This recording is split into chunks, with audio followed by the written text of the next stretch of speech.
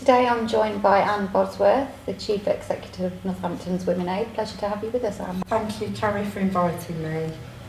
What services do Women's Aid currently offer? In Northamptonshire, we provide a range of services. We have an advice centre in both Northampton and Corby where victims, perpetrators, families affected by domestic abuse can just come in and discuss it with an advice worker. We have refuge accommodation across the county for families whose lives have been affected by domestic abuse and have to have a place of safety.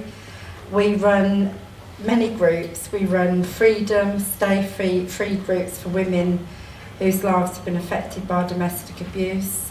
We run a Power to Change, that's for perpetrators of domestic abuse.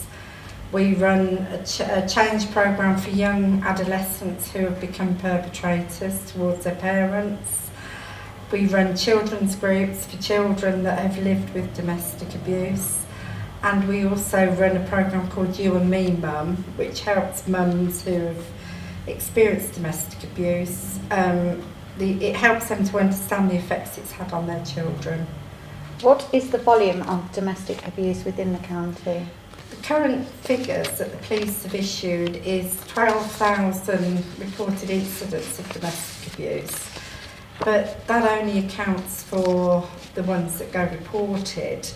The reality is that probably another half again will go unreported, where people are frightened to explain that they've been victims, or just for any reason they just feel they're not ready to report the issue.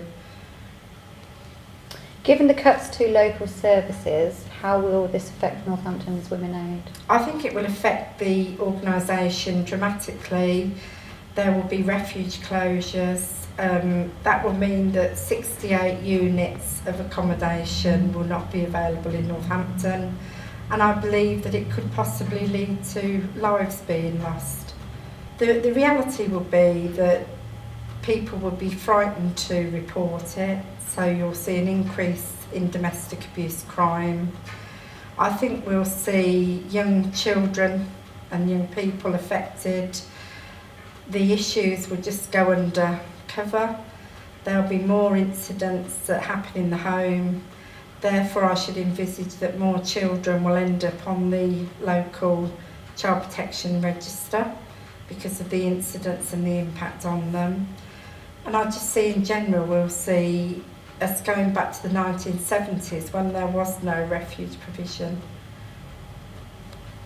Thank you very much, Anne. Thank you. Pleasure to have you with us.